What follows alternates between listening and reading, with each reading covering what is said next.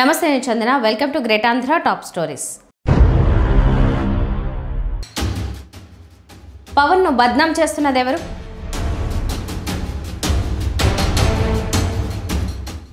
Positive vote bank పై చంద్రబాబు దృష్టి. విశాఖ సదస్సుకు పవన్ వస్తున్నారా? విశాఖ సత్తా ఏంటో చెప్పిన బాబు. డిప్యూటీ సీఎం పవన్ ఏదో చేసి తాను ప్రత్యేక లక్షణాలు కలిగిన నాయకుడిగా గుర్తింపు పొందాలని తహతహలాడుతుంటారు. ఈ క్రమంలో సంచలనమని భావించి అప్పుడప్పుడు కొన్ని ప్రకటనలు చేస్తుంటారు. ఆ తర్వాత పవన్ను రాజకీయంగా బద్నాం చేస్తుంటాయి. పవన్ రాజకీయ ప్రస్థానంలో స్థిరత్వం, విశ్వసనీయతకు చోటుండవు. ఎప్పుడేం మాట్లాడుతుంటారో ఆయనకే తెలియదు. జనసేన స్థాపించిన 10 ఏళ్లకు ఆయన ఎమ్మెల్యేగా గెలిచారు. బాబు కేబినెట్లో డిప్యూటీ సీఎం హోదాను అనుభవిస్తున్నారు. రాజకీయాల్లో జయోపజయాలు స్థిరంగా ఉండవు. ఋతువులు మారినట్టుగా అవి మారుతూ ఉంటాయి. అయితే మాటల్లోనూ రాజకీయ పంథాలోనూ నిలకడ అవసరం. అది లేకపోతే ఎక్కువ కాలం రాజకీయాల్లో రాణించలేరు. 2014 నుంచి పవన్ రాజకీయ పంథాను గమనిస్తే ఊసరవెల్లి కంటే ఎక్కువగా రాజకీయ రంగులు మార్చిన ఘనత పవన్కే దక్కుతుందనే విమర్శ ఉంది. ముఖ్యంగా బీజేపీతో పొత్తులో ఉన్నప్పుడు కేంద్రంపై సానుకూలంగా వ్యతిరేకించిన సందర్భంలో తీవ్ర విమర్శలు పవన్కే చెల్లు. విభజిత ఏపీకి పాచిపోయిన లడ్డూలు ఇచ్చారంటూ పవన్ గర్జించారు. ఏపీ హక్కుల సాధన కోసం పవన్ పోరాటం చేస్తారని ఆ సందర్భంలో అంతా భావించారు. తీరా 2019 ఎన్నికల్లో ఓడిపోయిన తర్వాత అధికారం అండలేనిదే నెలలైనా ఉండలేనని నిరూపించుకున్నారు. కేంద్రంలో రెండోసారి అధికారంలోకి వచ్చిన మోదీ నీడలో ఆయన సేద తీరారు. వైసీపీపై తీవ్ర విమర్శలకు శ్రీకారం చుట్టారు. ఏపీలో ఏకంగా 30,000 మందికి పైగా అమ్మాయిలు అదృశ్యమైనట్టు తనకు కేంద్ర నిఘా వర్గాలు చెప్పాయని ఆరోపించి ఆశ్చర్యపరిచారు. అలాగే సుగాలి ప్రీతి కేసులో అదేదో జగన్ హయాంలో జరిగినట్టు పవన్ చేయని ఆరోపణ లేదు. అధికారంలోకి వచ్చిన తర్వాత తానేమీ చేయలేనని చేతులెత్తేయడం పవన్కే చెల్లింది. తనను విమర్శించిన వారిపై ఎదురుదాడికి దిగారు. అలాగే అయోధ్యకు పంపిన 1,00,000 లడ్డూలలో వాడిన నెయ్యిలో కల్తీ జరిగిందని అలవోకగా ఆయన ఆరోపించారు. అయితే అలాంటిది ఏమీ లేదని నెయ్యి కల్తీపై విచారణ జరుపుతున్న సిట్ తేల్చి చెప్పింది. తప్పుడు ఆరోపణలు చేసిన నాయకుడిగా ప్రజల ముందు పవన్ నిల్చోవాల్సి వచ్చింది. తాజాగా వైసీపీ సీనియర్ నేత మాజీ మంత్రి పెద్దిరెడ్డి రామచంద్రారెడ్డి 70 ఎకరాలకు పైగా అటవీ భూమి ఆక్రమించారని వీడియోతో సహా ఆయన విడుదల చేశారు. కానీ అటవీ అధికారులు మాత్రం అలాంటిది ఏమీ లేదని 30 ఎకరాల ఆక్రమణపై కేసు నమోదు చేశామని ప్రకటించారు. రాజకీయ సంచలనాలు, చంద్రబాబు మెప్పు కోసం పవన్ ఆధారాలు లేకుండా మాట్లాడుతున్నారనే అభిప్రాయాన్ని కలిగించారు.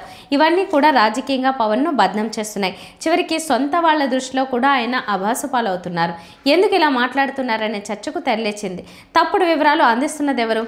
ఎందుకు తనతోనే మాట్లాడిస్తున్నారనే విషయాలపై పవన్ ఆలోచించుకోవాలి. లేదంటే రానున్న రోజుల్లో రాజకీయంగా మరింత భ్రష్టు పట్టే ప్రమాదం ఉందని విశ్లేషకుల అభిప్రాయం.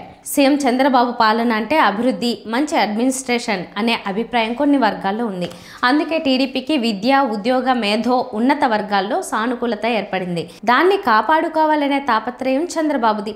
ఈ నేపథ్యంలో తన పాలనలో ఆంధ్రప్రదేశ్కు పెట్టుబడులు వెల్లువలా వస్తున్నాయని, తద్వారా పాజిటివిటీ ఓటు బ్యాంక్ను నిలుపుకోవాలని చంద్రబాబు తప్పిస్తున్నారు. కొంతకాలంగా టీడీపీ అనుకూల మీడియా రాతల్ని గమనిస్తే ఎవరికైనా ఇదే అభిప్రాయం కలుగుతోంది. కూటమి ప్రభుత్వం ఏర్పడినప్పటి నుంచి దాదాపు ఏడాదికి పైగా నిరంతరం వైసీపీ వ్యతిరేక వార్తలే ఆ పత్రికల్లో ప్రధానంగా కనిపించేవి.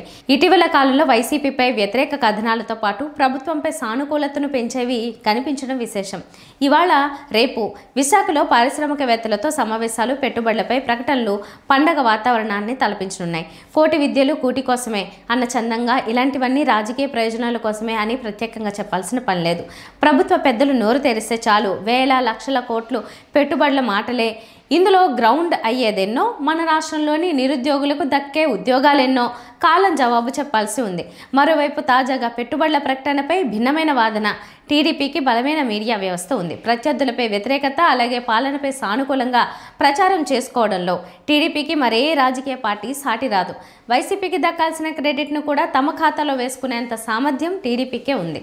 గోరంత మంచి పని చేస్తే కొండంత ప్రచారం చేసుకోవడం టీడీపీకి వెన్నతో పెట్టిన విద్య. అందుకే ఏపీకి పెట్టుబడులు వెల్లువెత్తుతున్నాయని, పరిశ్రమలు తరలి వస్తున్నాయనే ప్రచారం వినడానికి, చూడ్డానికి బాగుంది.